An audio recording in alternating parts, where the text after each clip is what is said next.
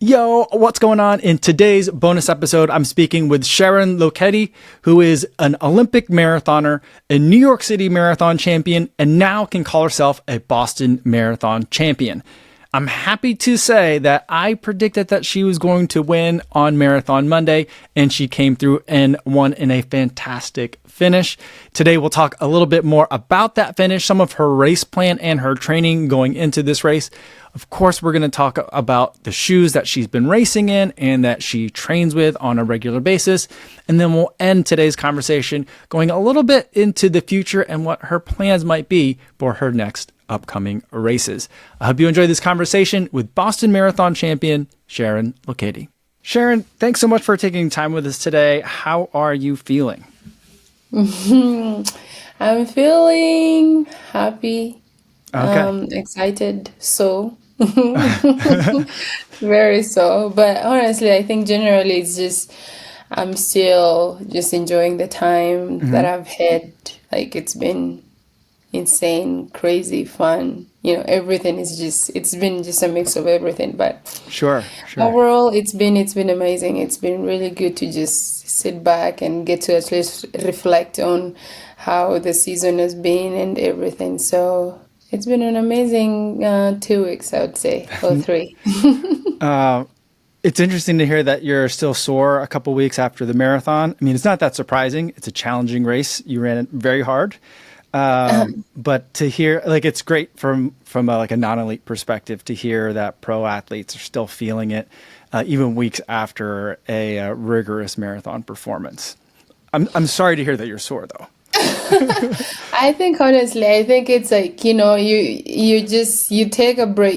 You're very fit, like you train and then you go and race and then all of a sudden it's over.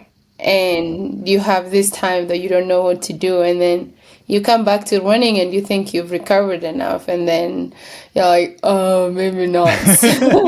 Most of my soreness right now, it's mostly like, getting back to running, and it's having to feel like, oh, okay, I'm still like, this still feels like this and this, but it's good to start back up again and start the build and slowly just enjoy. But yeah, no, it doesn't go away that fast. It takes time.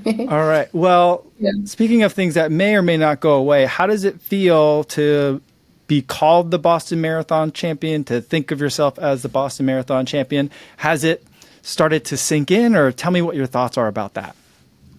It definitely is a special, I would say. It feels very special, and it's also is like winning. That was a special moment for me and my team and everyone around me. But yeah, just sitting now and thinking it's like the introduction itself just feels a bit different still, but in a way I'm proud of it, and it's a very encouraging and precious name and precious time and precious win. So it does feel really good, and if anything, I feel like for me, usually having a performance that I leave knowing that I did everything that I could usually helps me go going forward. And it also is very important because everywhere I go now, most people are like, you motivate me all the time, and it makes you feel so good, and it gives me more excitement and more just looking forward for the future and the training and everything, because I know it's most people are depending on you, and I think it is important when you do it, but it just feels special when other people are like, oh, you're doing this with us and all that. So yeah. Well, congratulations. Thank you. Now, going into the race, I had made some predictions, and I'm very proud of myself because I picked John Career and I picked you to win on the day. So I was 2 for 2 in terms of who I thought would win in Boston. You should have made a bet. I really should have. I regret that I did. I don't bet on sports, and so, but I feel like that would have been a good one to do. Yeah. And for me, I thought that you had such a strong shot, not only because of your past performances over the past couple of years. You've always been right there. But specifically for me, I saw how you performed. I wasn't there in New York, but I got to see on TV how you performed at the half marathon in New York. That, to me, in a field where there were some people that were getting ready for Boston, but a lot of people that were there training for half marathons, you were able to win commandingly. And for me, that was a strong signal. Was there any sort of strong signal for you going into the race that told you that you were ready to take the top spot? Like, what were some of the things that gave you confidence going into Boston?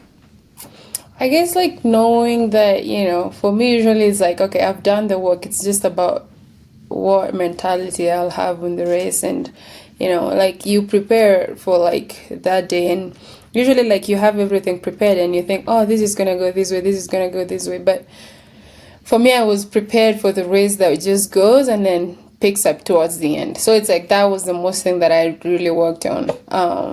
But this one was different. So I think it's like just being ready for whatever happens in the race usually is like one thing that I'm really like working on. And in this one, I was like, after New York, I was like, oh, okay. It's not like I'm somewhere, I don't know if I'm like in a position to like compete, like win or whatever, but I know I'm somewhere. And that is the confidence that I had going on, is like, I know if I just run like confidently and fiercely and just put it all out there, I think it'll be good. And it was a strong field. It was a very strong field. So I just wanted to put myself out there and just see how it goes. And then when the race starts getting out quick, from the start, then I was like, maybe this is a bit different, because sometimes like you do the training and you kind of know the things that you need to do. So that one I was like, okay, should I go? Should I not? Should I wait? So there's just so many things like those, but just having the confidence and the will to go for it, I think has been like an ultimate like thing that's helped me in my like racing and even training. I feel like it's just, I train and I just try to like think of all the things that might happen and all that, and just maybe like just try and figure out the things that I could do, and it'll help me. So New York was definitely one of the things that was like, okay, you're ready, so just be confident and just trust in your training, trust in yourself. And it had been winter, like a very cold, and so like I was like, okay, I'm not, this is not what I'm used to. So it was a bit different, but I just had to like accept what I was getting and just work with that. So now I think for previous marathon builds, you've trained in Kenya, but I think for this build you stayed in Flagstaff?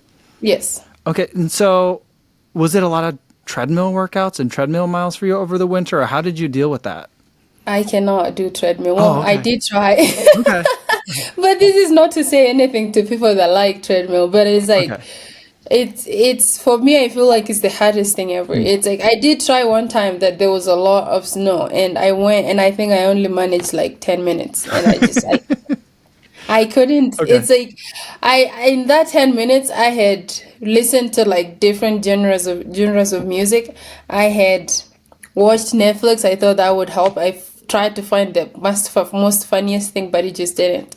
Okay. So it's like, it might be cold, yeah, but I just dress as much as I can and just go out there. All right. But Flagstaff, at least you can drive maybe 30 minutes down and you get somewhere that's a bit nicer, so that helps. Okay. But yeah, treadmill. I guess I need to work on that definitely. But I mean, if you can drive a half an hour, or if you can get it, even an hour drive and get to some runnable terrain, I would say, that's probably a pretty good situation too. It is, and that's what I really like it here. It's because of that we get places, and even like sometimes when it's really bad, we can at least go. I think during the block we went down to Phoenix over the weekend once, and that was about it. So okay, I mean, I've run in Phoenix over the winter a couple of times, and it's lovely down there. it is lovely. It's still warm, but like it can be chilly, but not as bad as being in the winter. And yeah. All right. Now, as far as the race plan for Boston, you mentioned that you're trained to just be ready and be confident in your training. Now, I spoke with John Career about his race plan, and he and his brother had talked and said that the plan was he wanted to be by himself by the time he got to the top of Heartbreak Hill. Yeah. What was the race plan for you, or was it purely reactive, like you're just going to cover moves? What was your thought going into the race?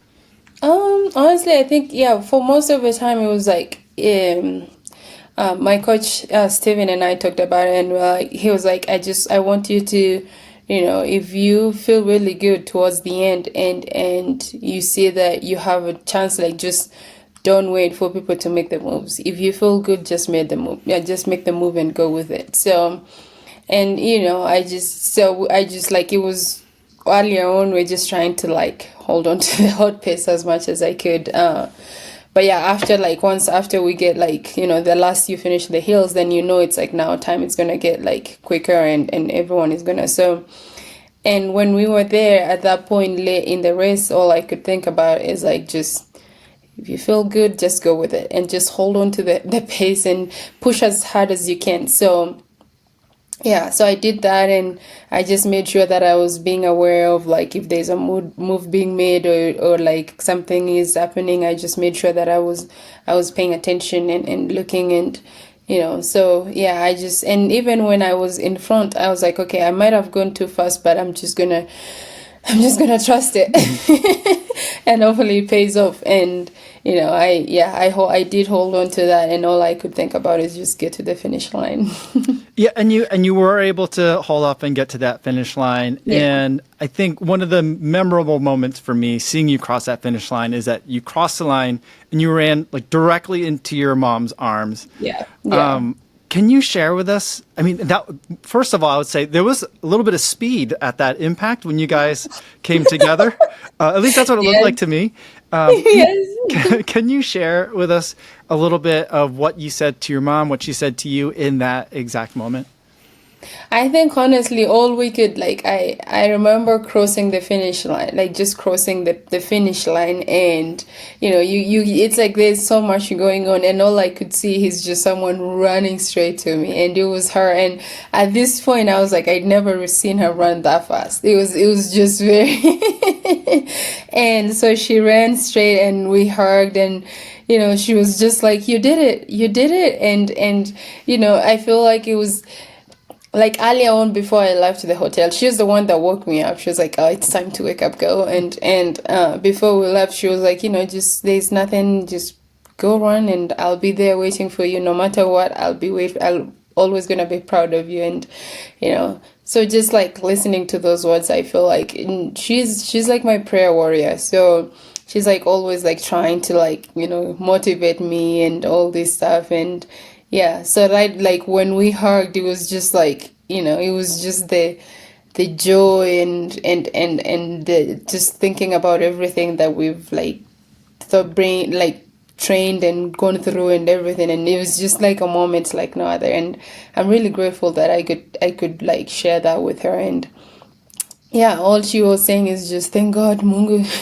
I mean, she was speaking in Swahili, but and yeah, but it was like those were the words, like, I'm just so happy for you, I'm proud of you, and yeah, so Oh, that's a wonderful moment. Thank you for sharing that with us. yeah. I think that's something that, in my mind, adds to kind of the lore or the history of this day, is that you were there racing against someone who, I don't know how I would describe it. Like, what would you describe your relationship with Hellen Obiri? You guys have raced with each other so many times. Is it a tense rivalry, a friendly rivalry? Is rivalry the right word? Like, how do you explain or describe that relationship? I would say it's a friendly competition. I mean, they still, like, even no matter what. But and even when we're not running and we're not whatever, we're just always joking about it and joking about runs and races. And even before the race, usually we're like, oh, so what's the plan today? Are you gonna crush us, or like things like this? And but she's just someone that's always like, yes, it's like when it gets to like competition, it's competition. And I like that every time we get to compete together, she's always like out there and grinding and wanting to get it. And I love that, because I think like just being able to be with her and compete, and I just think like she brings like this side of me that I always want to like compete and do well and run fast and stuff. And I think for her it's the same thing too. It's like I'm always there, I know, like deep down, I know she's a truck girl. She has the speed and whatever, and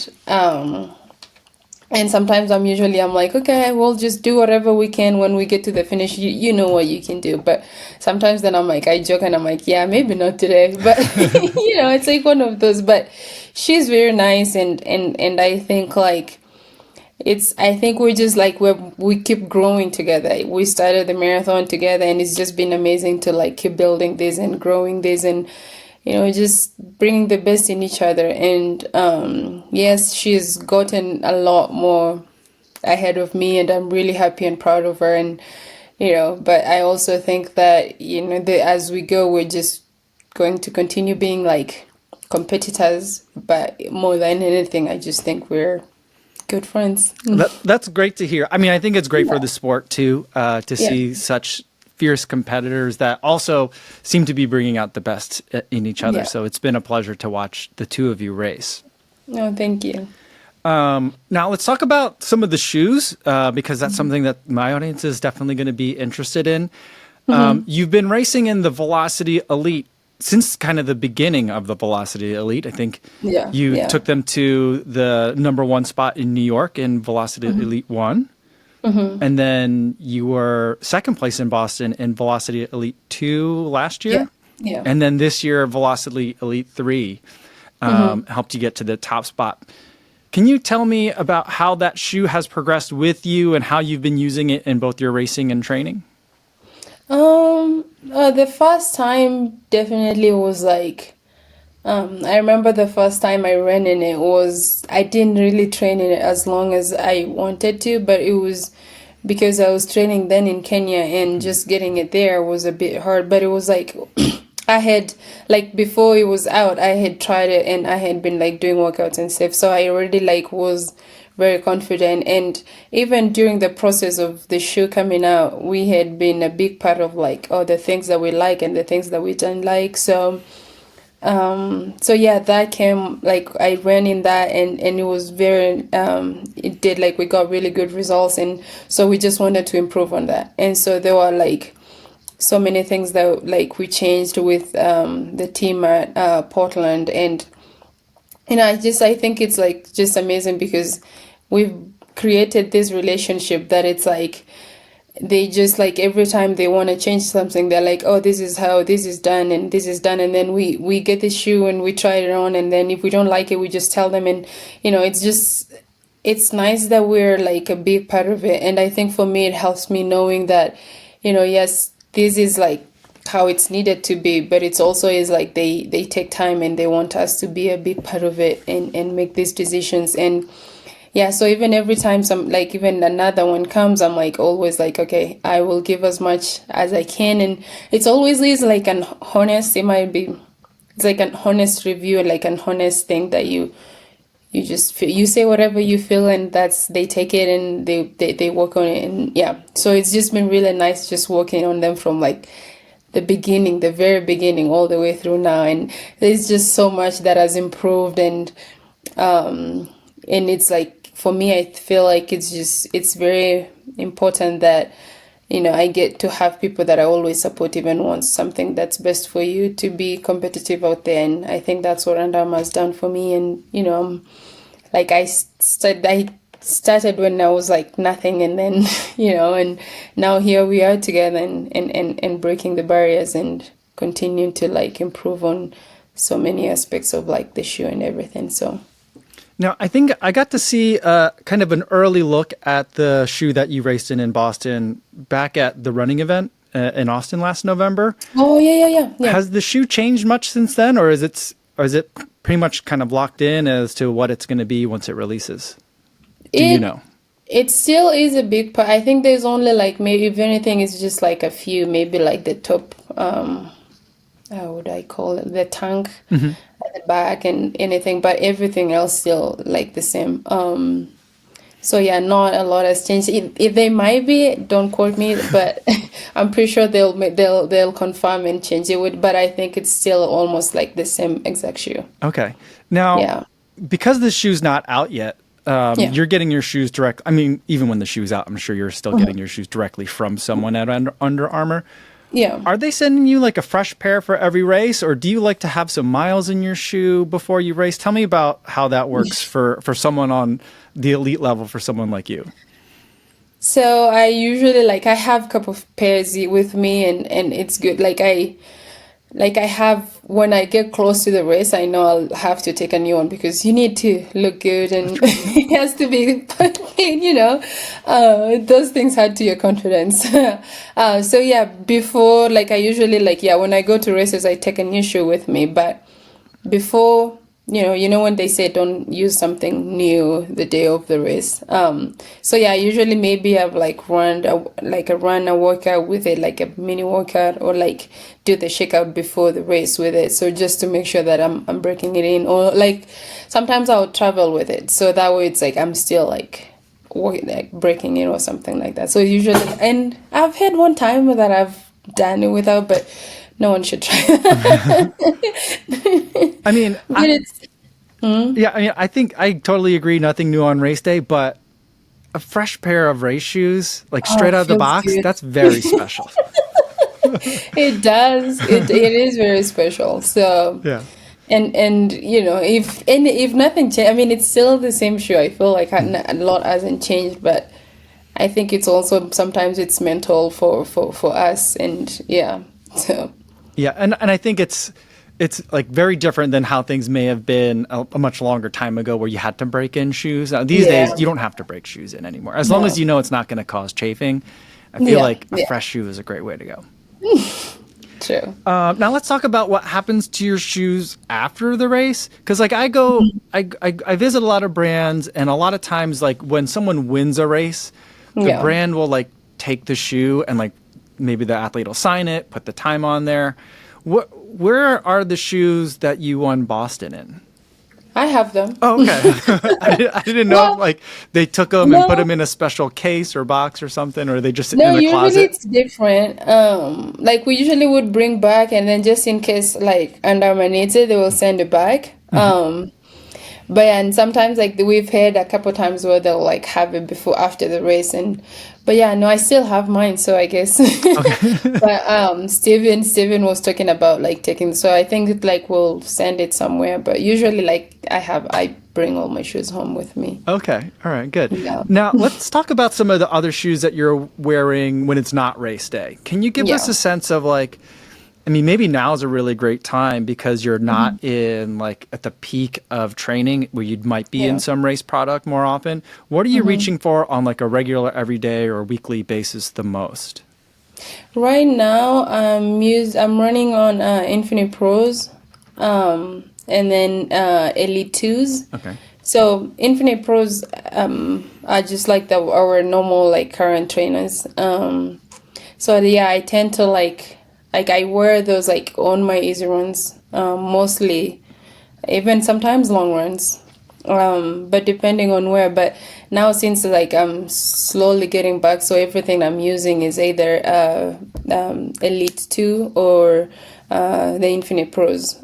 Infinite Pros are more like, I like Infinite Pros because they're more, I feel like they have more support and a little bit like firmness in it that is really good right now, because I don't need any like rollovers or anything like that. So I'm just like, I just need a stable go shoe that still like is holding, because right now it's like everything is like, even when you touch something you're like, oh. Okay. So just having like that, so that support, I think that's the important. And then as we go and as we start to do workouts, I start to like change it to like Velociti Elite 2s and Velociti Elite 3s for workouts and stuff. And then once we start marathon training, then I switch to for my long runs, I switched to the Velociti Elite 3s for my just to get used to it for long runs and maybe long tempos. Now, to wrap up for today, I want to talk a little bit kind of looking forward. Now, to do that, I think we kind of have to look back and look at some of your successes. Like you won in New York. You've come in second in Boston. You've won in Boston. You came in fourth in the Olympics. Those are all very hilly, challenging courses. Yeah. Do you ever think like, let's just do a flat and fast one? Like, let's go to Chicago, London, Berlin, Valencia. Do you ever wonder like what you would do on a course like that? Yes. every Okay. time, Okay. Okay. all the So time. what's holding you back? I'm sure they'd love to have you. Honestly, I don't know. I feel like every time, you do a race and then it's just the organization and everything is just so amazing and so sweet. And I think for me, that's like every time I'm like, all right, we just finished here, we'll focus on like what's next. And then all of a sudden, Steven is like, okay, so these are what we have and what are we gonna do? Okay. But I think, yeah, you're right. Like I've been able to like do all these like hard courses and yes, I've done it for 2 years, for like the years that I've ran like a marathon, and I think maybe it's time to go for a fast one. I'm not sure when that is, but hopefully soon.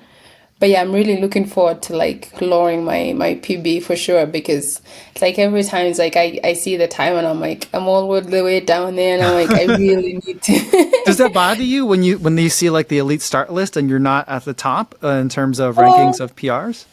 no, it doesn't really bother me, but it makes me like I just want to I want to go out there and run. Like it gives me like I get this anger that I just want to go and run fast and see how I can. But it's also is like really good when I see the names and I see all those women that ran so fast and I get to compete with them, and I think it gives me like so much confidence knowing that if I can be able to hang with these women and stay with them as long as I can, then if I go to a fast course, I'm able to like go and run fast. So yes, I'm really looking forward. I hope it's this year or next year, but I think it's sooner than I've. All right. I mean, I think Yeah. it's an exciting time to be running fast marathons, and Yes. it kind of shocks me how close, especially on the women's side, how close they are, even very, very deep into the race. It's not like even a few years ago where, the first 25 to 30K were interesting and then there was a clear winner. It's coming down to the finish in a lot of Yeah. races these days. It's like you just have to be ready. It's like one of those that you're like, okay, this is not gonna be an easy one. So you have to be ready to like stay with it as long as you could. Because everyone comes in ready to win. Like no one goes to a race not expecting to perform the best they could. So I guess you just have to be really, really wanting it to be able to. So and yeah, those like it's becoming very competitive and in a good way. I think it's like in this like how with everything going on, I think it's really amazing that every like most people are like putting themselves out there and just crushing it. So All right. I think that's a great place to leave it for today. Sharon, thank you so much for your time. Boston Marathon champion, congratulations. And I can't wait to see what you're going to race next. oh, thank you. Thanks for having me.